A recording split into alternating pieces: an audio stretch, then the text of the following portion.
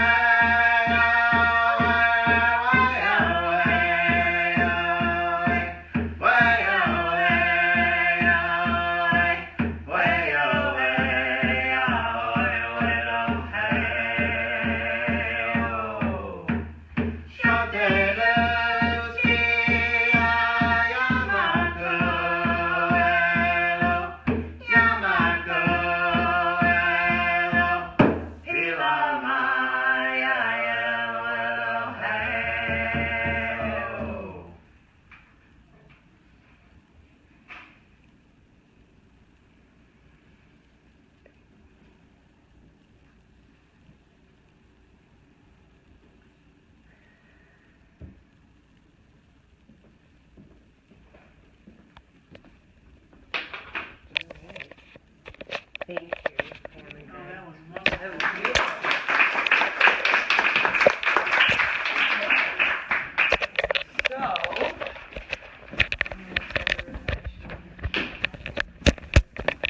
Can you do it over there? I can stay here. What do you want to do? Okay. The bill? The shoes? Thank you. Of the teacher? I'm Sarah. Hello. Hi, Sarah. Hi. It's a great class tonight. Some new people I don't know. Some other people I kind of know. And then all of us, I guess, we somehow know, right? let's see. May I have your name? My name's Rachel. Hi, Rachel. Hi. Welcome to. Are you new as well? Yeah, my name's Katie. Katie. Hi, Katie. Hello. Yeah. Welcome. Do you guys happen to know anything about the class, what it is you do, or? We got a little bit of a rundown from him, but not really. It's kind of new for us. Nice. We'll just, chill, see what it's like. If you feel like you want to share anything, or if you don't, yeah. So. And it's like Keith says, it's not like math class where if you miss the first couple weeks, you're lost for the whole semester. Okay. Just jump in and keep swimming, that's all. This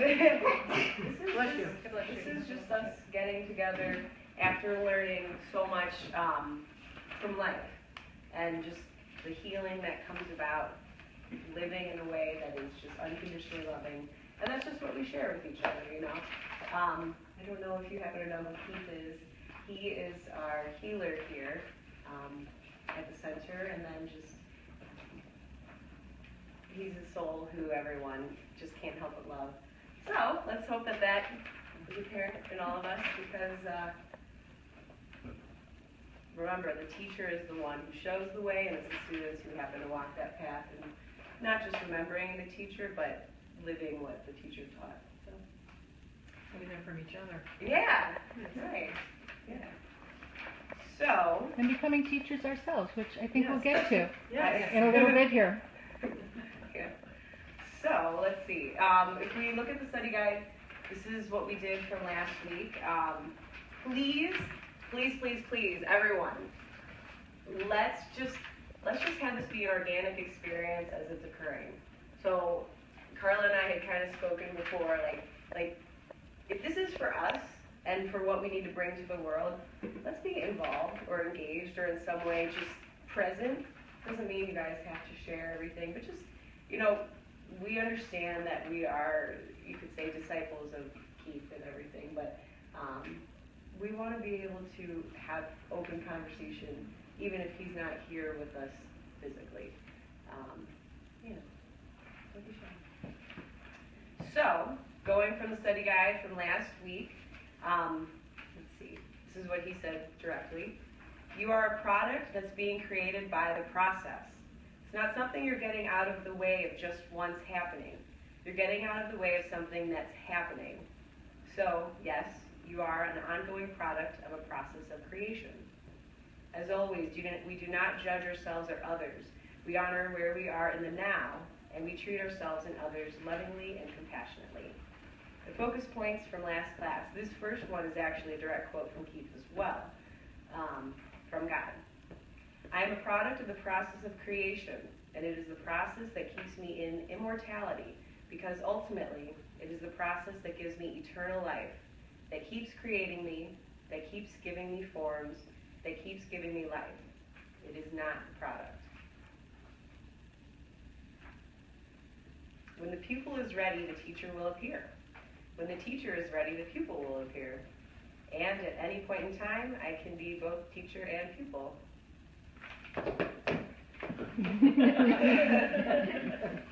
America's Got Talent. Yeah, you didn't even need symbols on your knees for that, like Keith, Right, Keith wanted last week, right? You didn't need that at all.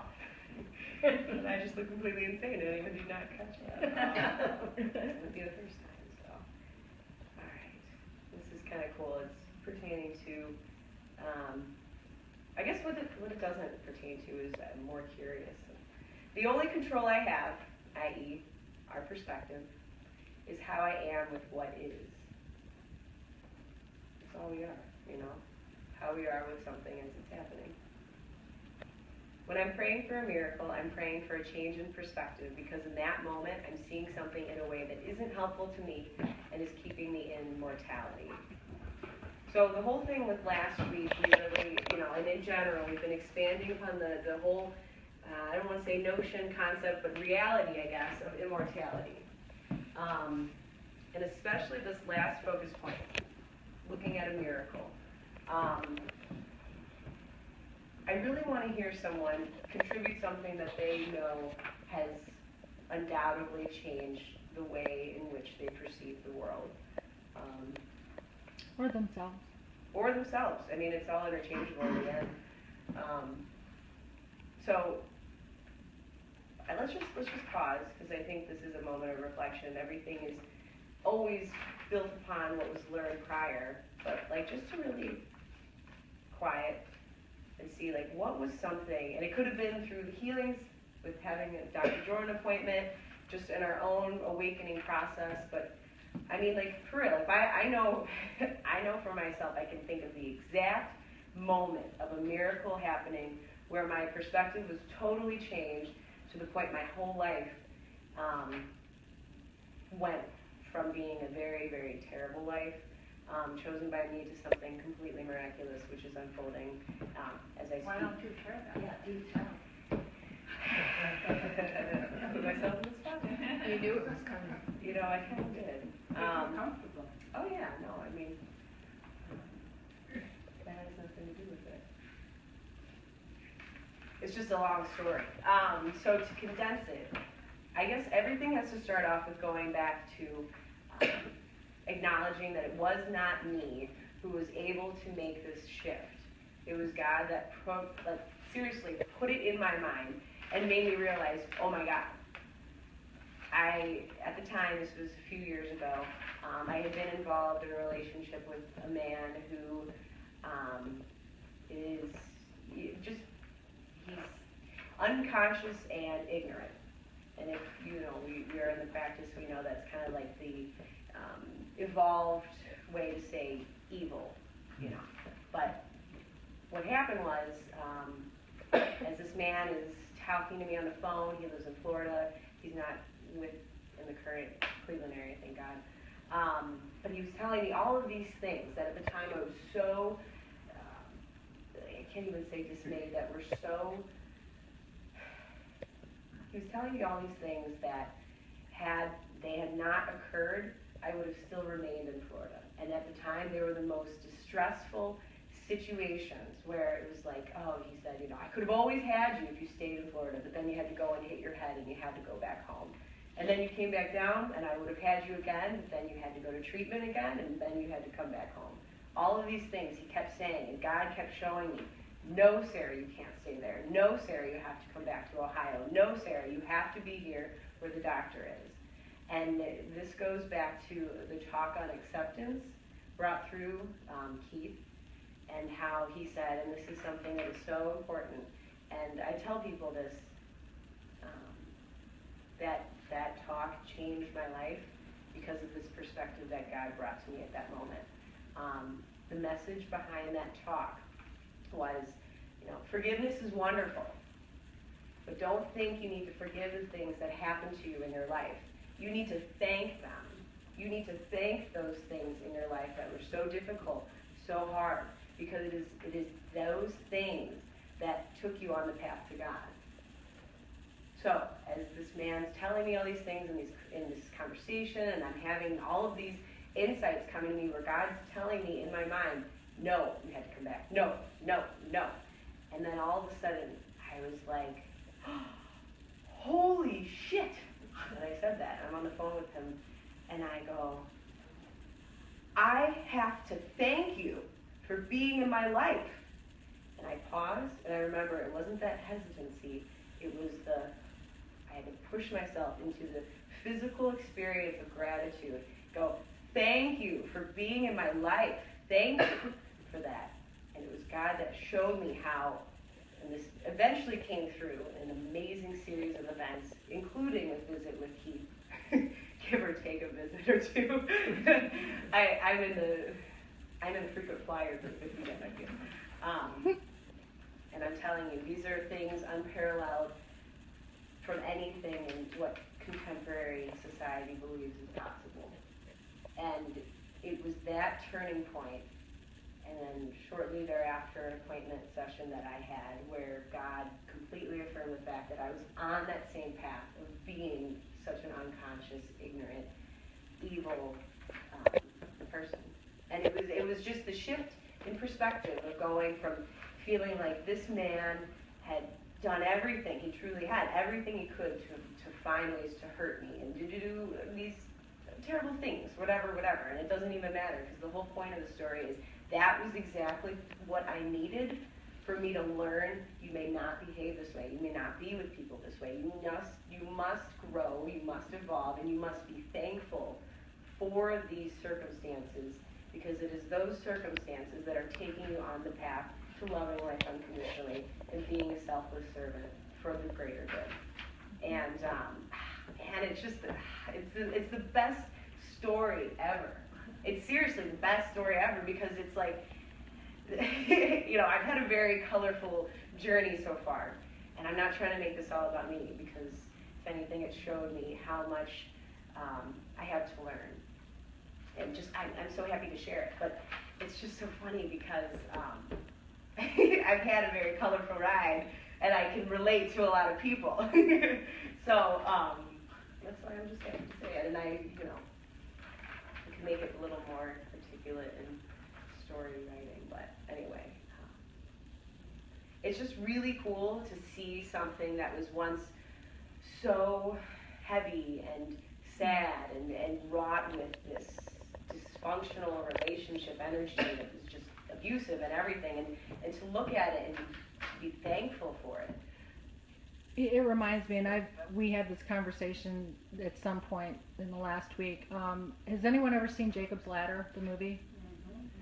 So, not to entirely blow it, but there's a certain conversation he has with his, ironically enough, chiropractor. Oh! Loosely, he's a chiropractor.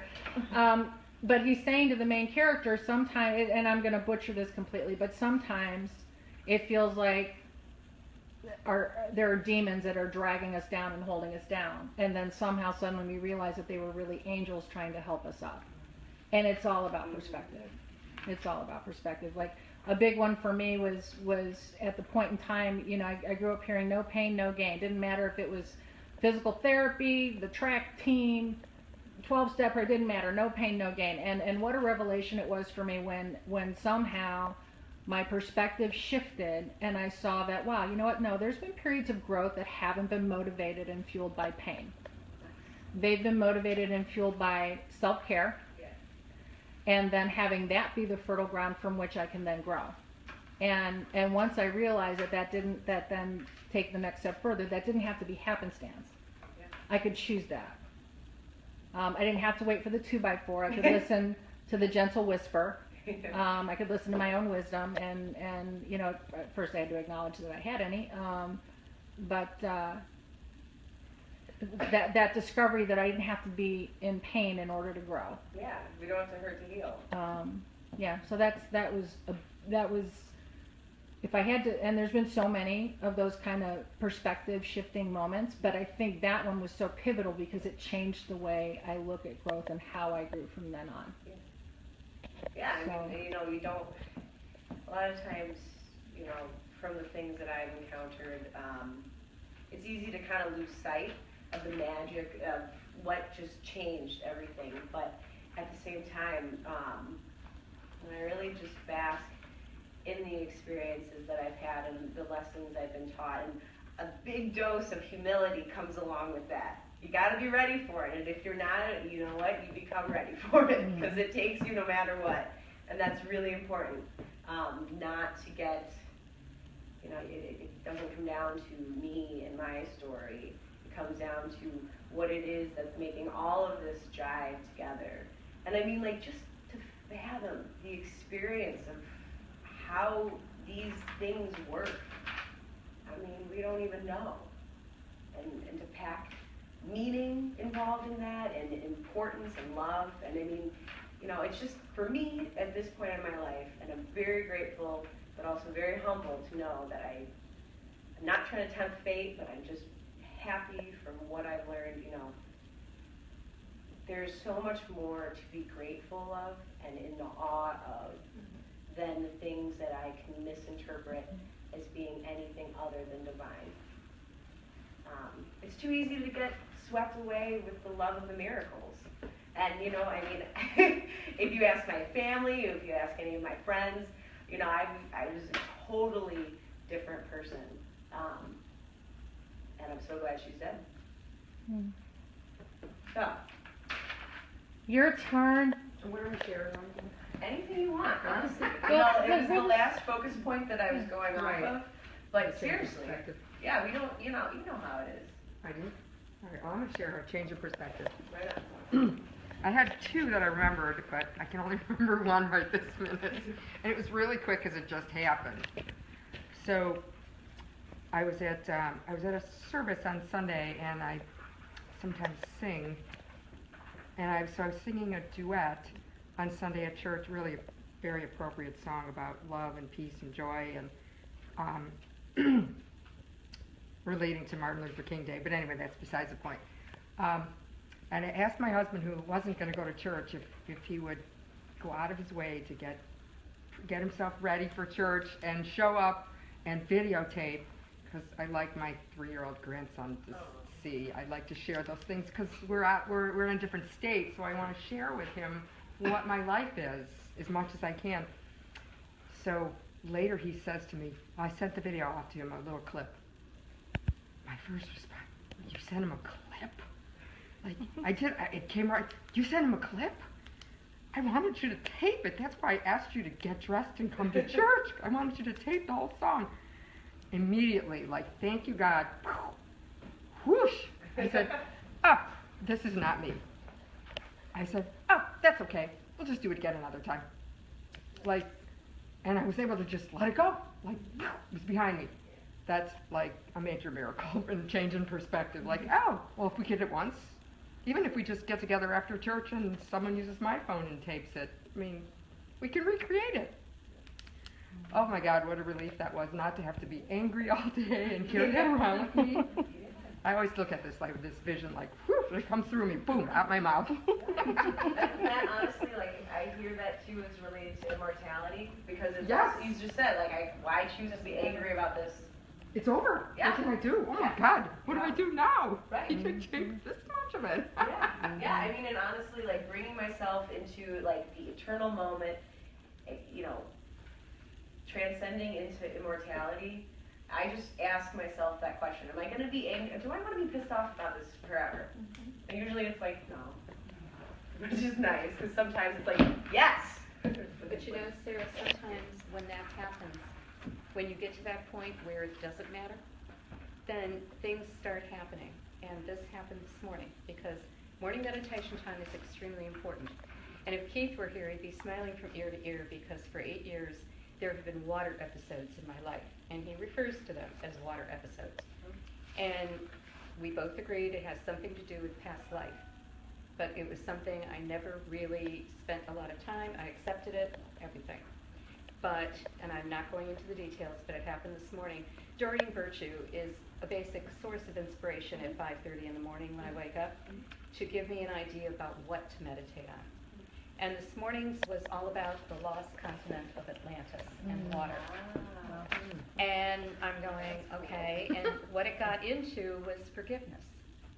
And things that I had been accepting over the last year now became something I had to actively forgive.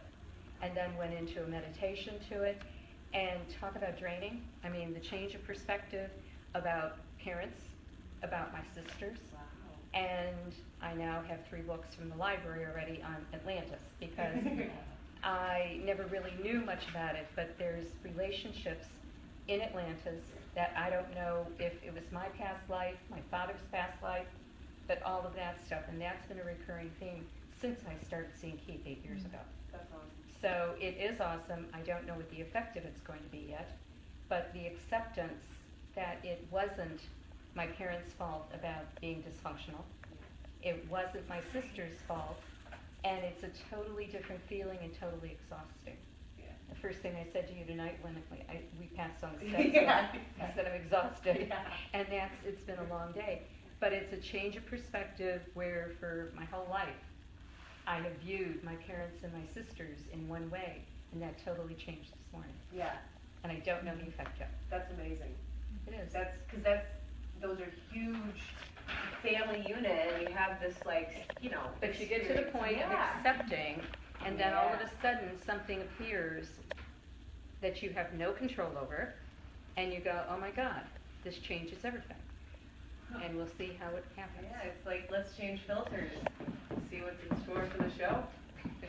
Keep us posted, that's really cool.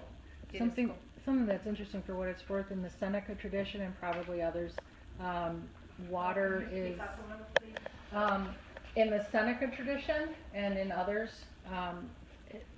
water is emotion. And so a lot of times if it's about water, it's about emotional healing. And we all had to laugh, I mean, when Keith heard that just a month ago today, the feeder line for the water in my townhouse broke in my dining room. And it managed, everything worked so that I appeared at home at the right time, and it was being caught in a cupboard, in a bowl. Okay? Perfect. And the maintenance person, when he arrived, he goes, this wasn't bad at all, until we started bringing stuff out of the cupboard. There was 3 inches of water in the cupboard that the bowl had been catching. And we missed any major damage other than having 2 major holes in the ceiling for a week and a half. But the thing is that I just kind of laugh about it and go, oh my God, it's not me, and we don't know why these things are still happening, but they are. And that's interesting. It is emotion, but it's identifying the emotion and what's causing these things.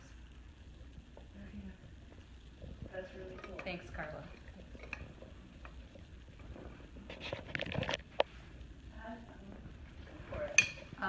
You're asking about changes of perception, and for the longest time, I've had various practices before I come here, in meditation and spirituality, and I would always get interrupted by life, like my work, my relationship, and my daughter. That would be the main 3 right there.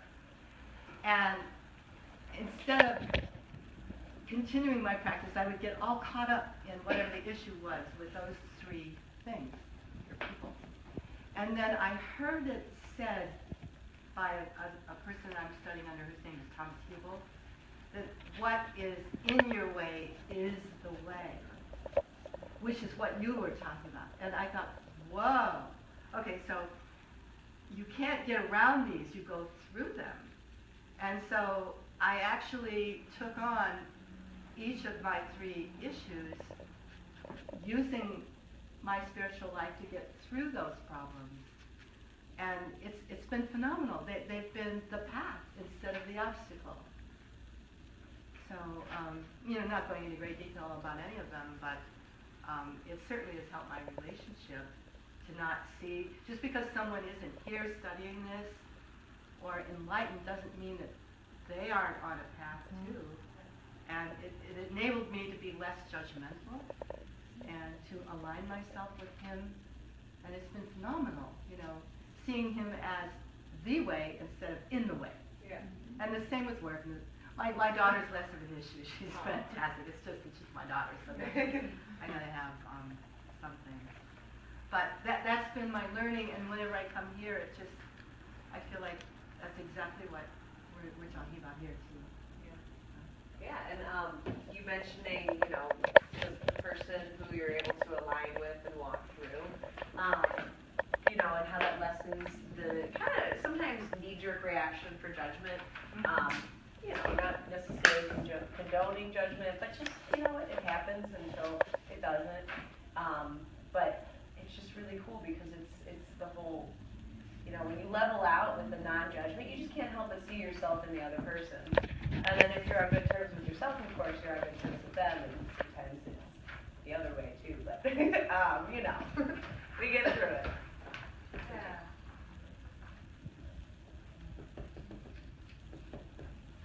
Cat got your toe? I actually have had a very interesting experience because things have changed at work, and the expectations are very hard for me to meet. I'm working on it, but I'm not meeting expectations. And so I was really not looking forward to this meeting with my supervisor because I just thought it's going to be negative. And I had the whole conversation going on in my head before we even had a conversation, which I've learned from this class is really kind of not very productive, because what if I don't have that conversation? So I was telling Keith, I just told myself ahead of time, I centered myself, and I said, whatever it is, it doesn't matter. It's going to be okay. And it doesn't matter, it's just this moment, but it doesn't matter. And I went in there and I sailed through it. It was very, very positive. And then my other experience is that, okay, God says, all right, you did that well, try this one. Something else comes up that's even a little harder. And I've decided that it's easier to practice the practice when I can plan on practicing practice than it is to practice practice when it's just on me and I have to do it. Because planning worked really well, but I'm not quite there with the, as it's happening thing. Well, that's why it's practice. Oh, I have lots of opportunities to practice. Yeah. But that was very interesting for me because the one time I said, no, it doesn't matter, it didn't. I mean, I could do that more often, it would be great. Yeah, when you wake up from what that voice is telling you. Sometimes it's amazing, I'll be walking around and it'll be, oh, nice outside. And then all of a sudden I'm like, I become aware of like, oh yes, and then I gotta go do this. And then it gets quiet when I'm like, what, who are you talking to? Like who? I'm not paying attention. So then there's just this like, la la la, and then it gets quiet and it's just kind of like, oh. So. All right, moving on. So now we're kind of making our segue into the reflection questions portion. This quote I adore. Of course it came through Keith, so make sure he gets that credit, whatever he'll take anyway. As you step into and you begin practicing immortality, you begin looking at how is this perfect? How is this just the way it's supposed to be? If you resist coming to this place, you are pushing yourself back into mortality and denying yourself bliss. When you put it so frankly, denying yourself bliss, that really put a different shift on it, right? Yeah. Mary Lou? Yes. Yes. There we go. Yeah. That was beautiful. So, thank you. So, as most of you know, I love to write poems, and they just come to me in meditation. And during lunchtime at school, I usually do a little meditation, have some classical music playing in the background, and just taking it all in with thanks and gratitude. So this came to me today, an acrostic poem for immortality. Insightfulness of past and present lives in memories, making one's reflective reality of the truth align with everlasting love, light, and inspiration, totally acknowledging that you are a perfect product of the process and that you never have to yearn for anything, as you, being of God's soul and spirit, has been blessed with the gift of immortality. Yes. I'm gonna, if that's fine with you, put that out for next week. We'll put it out in the study guide. Is that cool? Oh, that's wonderful. Thanks. Okay, cool. When you're published.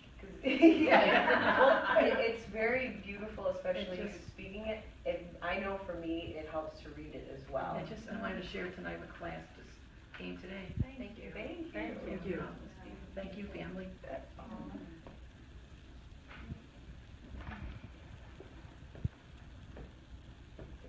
yourselves bliss. Remember, this is not a class that's meant to be like, all right, we're gonna be ready for the test next week. Oh shit, where's my study guide? Like, where's my cheat? How am I supposed to be blissful? Yeah, like this is supposed to be fun, you know? It's an open book test. Right, it's an open book test. Always open book. And all the notes have been put on plastic on a projector, waiting patiently for you to copy every last word, comma, and period.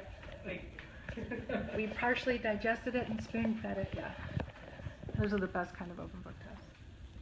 Okay, so remember, healing for one of us is a healing for all of us. From this understanding, we share with each other an intention of healing and balance, of acceptance, compassion, and love. Reflection questions. Have I been able to remind myself that I am a product of the process, that I am immortal? If so, in what way did I practice immortality this week?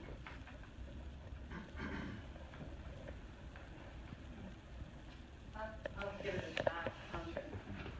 I used to think of the word immortality immortality in ways like heaven or even karma coming back over and over again.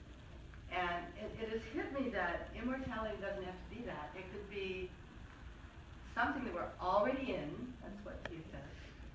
And I keep picturing, you know those Russian dolls, there's a little one and a bigger one. Jackables. And then I'm that little one that I think that's all there is. And then there's all these like universes around me in different dimensions. And that perhaps time is not real. And if there is no time, then immortality is just this thing that we're already in. We just need to turn around and see it, you know. And that is blissful.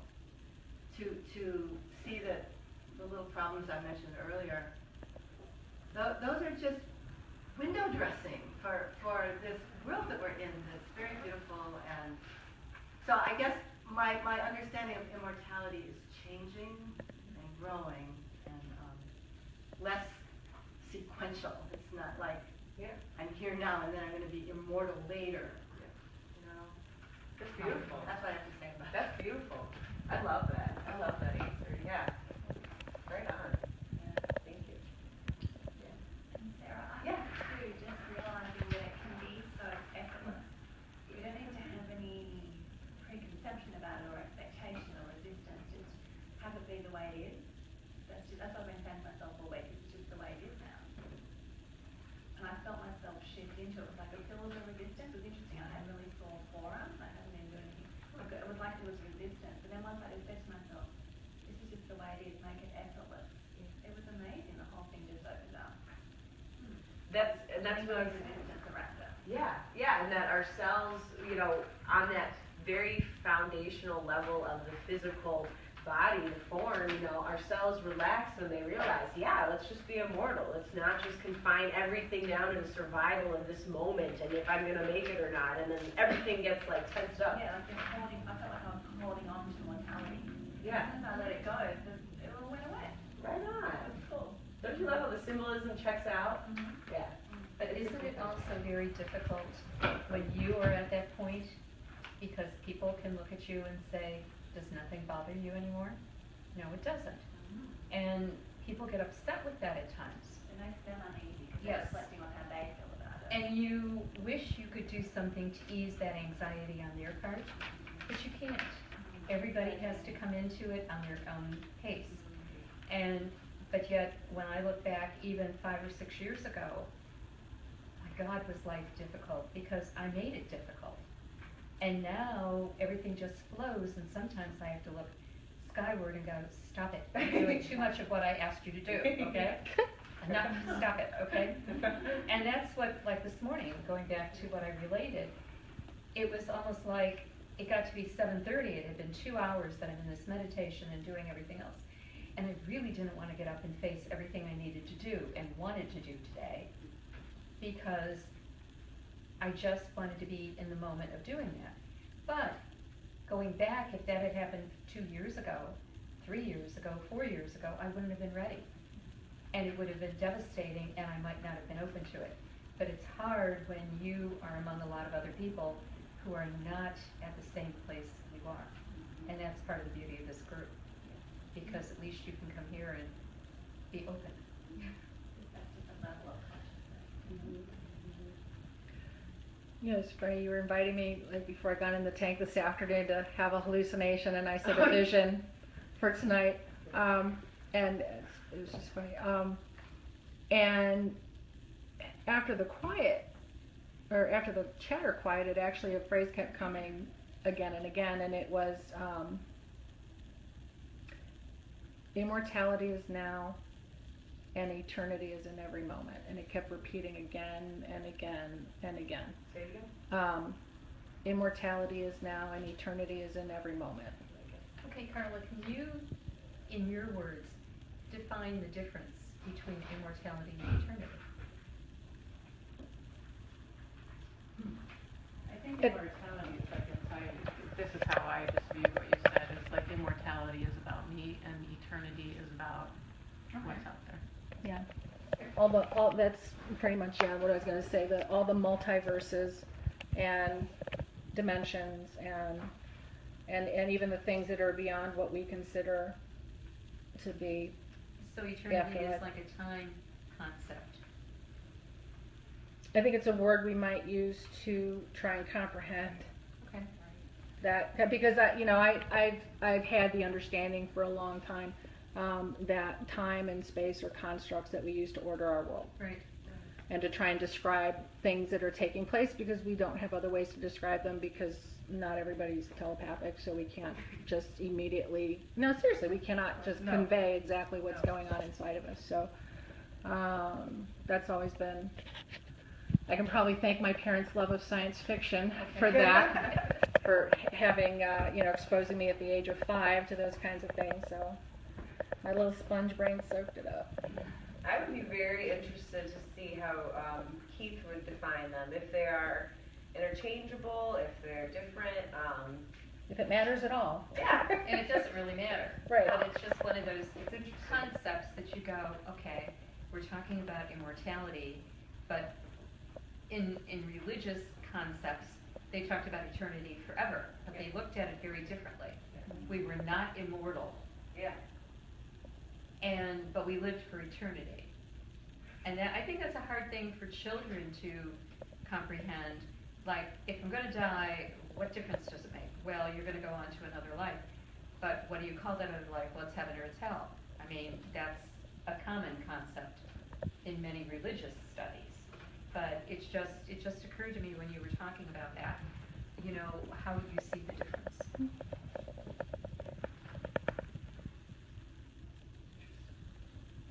Very interesting. All right, in what areas of my life am I resistant to being in the process? The process, of course, of that practicing.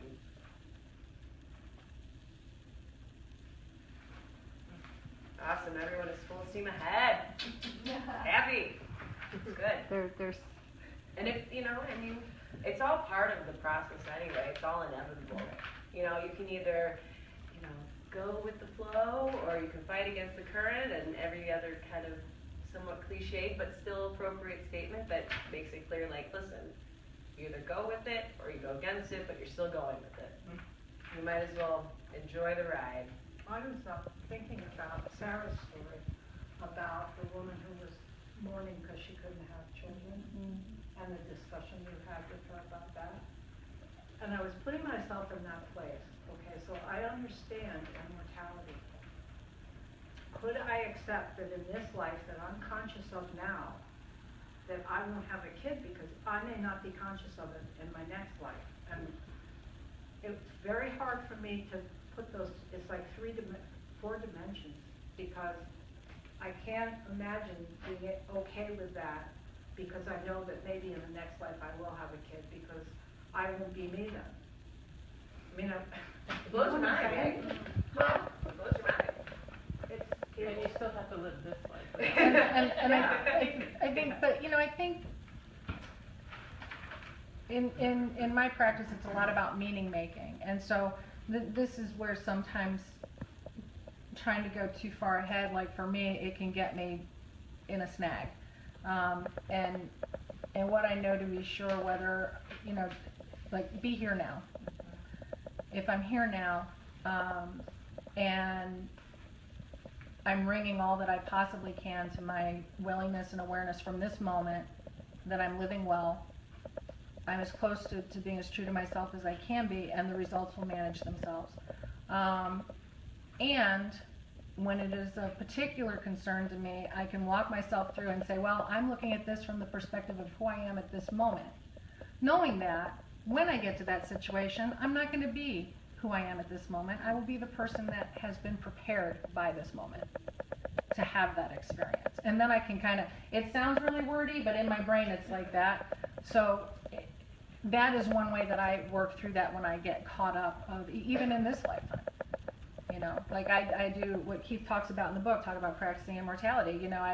Since I got married and I've had my dog, and last year there was a house fire at the neighbor's house, and they have a dog, and I was completely undone by it, and gratefully the guy had taken his dog to work that day, but I'm sitting there thinking that that dog's in the house. And so then I had to do what Keith talks about in the book. I had to go into that meditation and kind of visualizing that worst fear about my dog, you know, dying in a house fire. And then when I got married, it was, you know, doing the same work with around my husband, and he's watching, so don't worry, honey, I'm not manifesting, just processing. Really, I am. And then coming through the other side, I then have a better idea. If I can do that, who I am now, then that's laying the foundation for who I will be when that happens. Because it's gonna, you know, my dog is gonna die. Nobody gets out of this alive. In the sense of our bodies, you know, we go on from here, but nobody, it's gonna happen. And so it's kind of like laying the groundwork now of how I will be able to take care of myself and the folks around me that will not share in that because they're not there yet. And there's nothing wrong with where they're at. But am I making any sense at all? So it's kind of like I'm laying the groundwork now, knowing that I'm looking at it from the perspective of someone who's not been through it yet. I think when I think about immortality, I think about the now and the next now. I don't think about the now and my next now still being me. I think about this is my me now, and then my next now I'm going to be someone else and not remember this me. Am I making any sense? Mm-hmm, absolutely. So that's where what you just said makes a lot of sense to me, because when I go home, I'm not going to be the same me as I was when I was sitting here. And that's an easier way to accept it, right. I think, because I'm so afraid that I'm going to miss out on something being the next me. No. And at those times, what helps me is I pull myself back. When I get too far ahead of myself, I pull myself back and say, be here now. Then I'm not going to miss anything, because the present moment is where all the treasure is. That's where the gems are. Yeah. And plus, that just to me prompts the perfect cue into conscious incarnation. So that's going back to the book, but that's really sweet. And actually, I was just talking about this to someone today, and this was from a session, actually from the session after that amazing perspective God gave me. But it was, you know, the next moment is only the next moment when it becomes the present moment. There is no future. It's just moment by moment by moment by moment. And that's why it's so cool, because if you're just truly in the moment, then you can't help but come back alive in the moment, and you keep waking up to the moment, and you keep realizing, like, I mean, after a while, and it's beautiful glimpses of it that I have been humbly accepting, and, you know, I mean, I don't run the show. I'm just happy when I get to enjoy it. And it's all enjoyable, truly. But when I come back into it, it's just like, wow, I don't know what the heck's going on. Seriously. Because I don't know who I am that's experiencing all of this stuff happening, and all of this stuff is happening. It's really far out in the coolest way. And yet we still have to get up and go to work and pay the electric and, you know, yeah, you know, those kinds of things. What happens before enlightenment occurs? You know, you chop wood, you carry water. What happens after enlightenment occurs? You chop wood, you carry water. It's not you doing it. It's like the Dunkin' Donuts man. How do you get up? Gotta make the donuts. All right. I love it. So let's see. Lastly, I can take the opportunity to be aware of and adjust my perspective in any situation. If I did, what was the situation? And what did I do to change my perspective? I feel like we talked about this a lot this entire class. So, yeah. Or even, I think one of the beauties of this is having like a coworker, coworkers, or even friends, whatever, that aren't quite there yet. They're still teetering back a little bit, and then through God, you are the vessel to tip that scale. And then there's the aha moment, and then when they come by in the morning and say hi to you, that, you know, you just see the glow in them, and then they're going to be the vessel someone else. And I think that's, to me, that is such a special gift of perspectiveness. Yeah. You know, and it just continues and it just keeps rolling where the blissfulness and inner peace just crescendos. Yeah. It's just beautiful. Yeah. That's because you became the teacher. She is a teacher. Well, not your traditional teacher. But yeah, it's really cool when life will set up little, like, I don't know if I call them rewards, maybe more affirmations. Affirming the order that's it's all occurring, like, you know, the way it needs to be, and that can be a really lovely coping mechanism, saying like it's okay, it's all how it's meant to be. But when you get to that point where you actualize it, you're like, wow, it's all meant to be, and then you're just totally enraptured by the perfection. You can't help It's it. what Kat and I were talking about before class started. Oberlin, for the last year, I've been saying, I'm moving to Oberlin in 2017, and people would go, when? I don't know. Where? I don't know. And I started thinking back because the people who will be my landlords never even bought the place I'm going to live in until November. No way. And so everything happened, and the way it's happening is laying out absolutely, it's like, wow, okay? And you wonder, like, okay, everything's going the way it's supposed to go, and you're utterly amazed, and you're enjoying it. But that's the whole thing, because I think back a few short months ago, they didn't even own this property. That's crazy. I didn't know who they were, and within a period, it's been less than a month since I met them, and they got in touch with me initially, and met them, and I'm moving in March 3rd. Wonderful, congratulations. That's so cool. Yeah, and I mean, you know, so you don't stress, you don't worry, and all I know is I put it on my Facebook that I moved yesterday. And I did that intentionally, mainly because I'm no longer living where I'm living. I've already moved on to in the present moment, but people were congratulating me, when did you move? No, March 3rd. Okay. Did you tell them March 3rd? See if they're paying attention. I know they do. They don't know you're making it happen. But it's fun. For the attention out there. If it's already happened, they just say, I saw those responses, it's like, wait, did I miss something? Yeah. How did you get to Oberlin? I drove. Can I just add something real quick? It happened last Wednesday morning. I work with children in 3rd, 4th, and 5th grade that need a little extra level of reading, and I'm in a small room with 2 small windows, and the sunrise was just phenomenal. And one of my little boys walked in, and I was looking out the window, and he said to me, Miss Chamilleia, is that the sun? And I said, yes. And so all the kids that come from my first period classes, come on, let's go for a walk, and I want you to really see its beauty. And we walked to another location, the school, and it was just a magical conversation, a very magical moment, and talked about this, and they had questions, and it was beautiful. And it just, again, for perspective, you know, when you get up in the morning, I always give thanks to God that I have another beautiful day to share, that I can hear, can talk, can walk, and which are all gifts. Someday you may not have all those.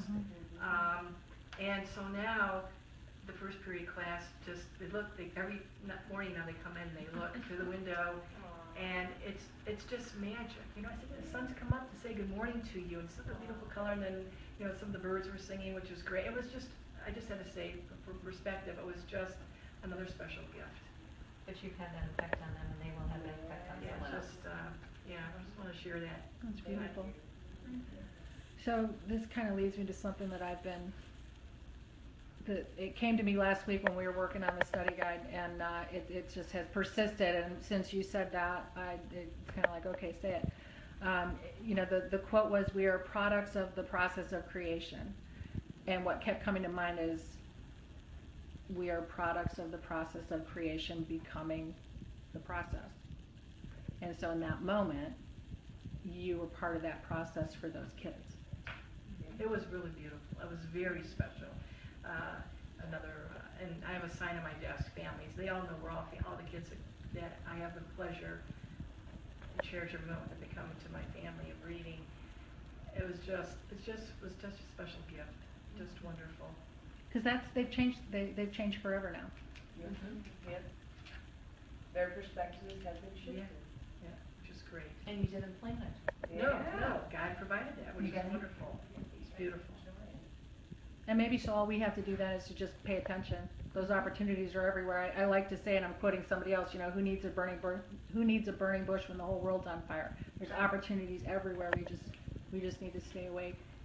I leave very early in the morning. It's still quite dark out when I leave home, and park the car and get out. I always look up at the sky and say good morning to the stars, and if there are constellations that you can visibly see, and just give thanks, you know, concerning my day with and for all of us with all the beauty.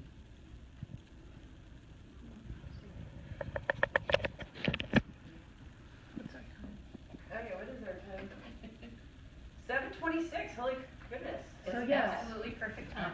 Finish So I us don't know up. if I can communicate this, but from what I'm hearing, it's reminding me, first, by living in immortality, we are learning, the shift is learning how to step out of the box in every moment. And that's my experience now. And I have so many, I mean, I didn't even realize how much until my husband and I were planning a trip. We're going overseas. And I'll say to him, let's shift this to here. And he's like, no, we planned it. It's going to be like this. No offense, honey, if you hear this. It's going to be like this. And then I go, oh, I forgot. Okay, he's not there. That's okay. Thank you, God. Come through me again. And so, synonymous with living in immortality is, we call it, we say we're living here now. And I say we're living now here, or we're living nowhere. When you put it together, we're learning to live nowhere. Yeah. You're just It's being. a freedom, such a freedom to Beyond just go limitation and beyond moment by moment and live nowhere. Yep. But live, but be, yeah. In the world, but not of it. Right. Yeah. It's really cool when you just. And it happens faster and faster, no question. Yeah, the exponential. You said it very well. Yes, You communicated. Oh yeah. Thank you. Thank you. Yeah, let's just do that, you know, let's just, I mean, with my heart, I just thank the divine for this whole experience.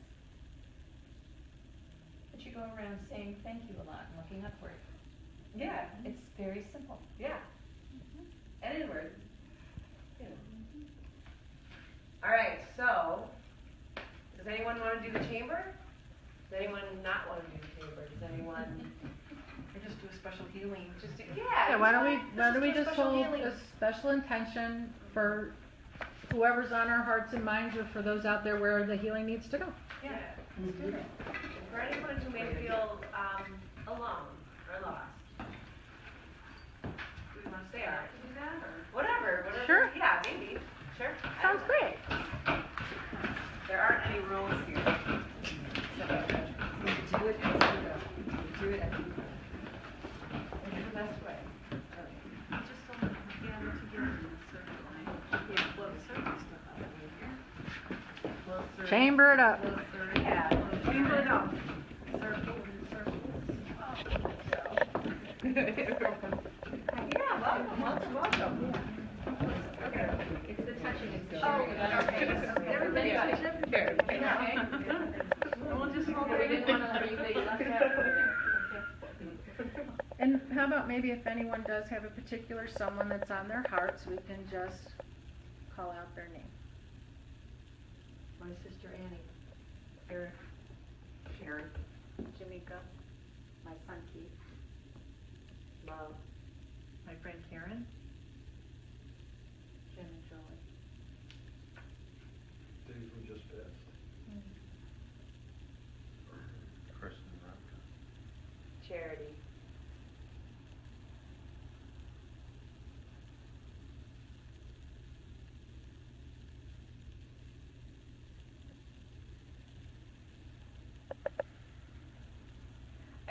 There's something of the Isaiah effect. long time ago, there's a book I read. It's the experience of not only presenting a prayer, but then experience gratitude for it having had occurred. So I just felt like I wanted to share that. Like, so for all the names, and if there are more, please provide them verbally or silently. Then when we're done, let's just experience gratitude for those healings. It's the intention that we have, and that's what shifts.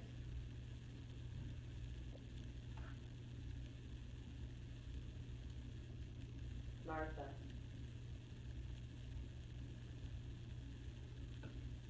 Carol, Leslie, Martha. Gregory, Micah.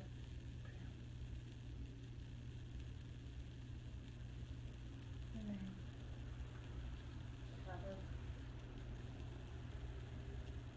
May the women who are going to Washington this week all come back safe.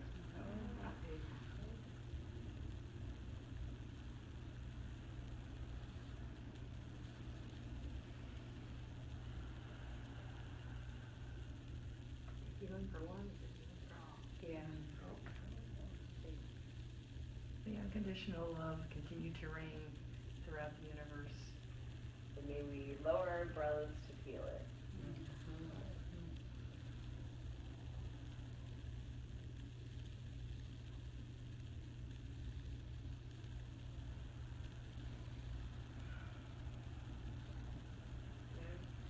Thank you, everybody. Thank you. Wonderful. That's a wrap.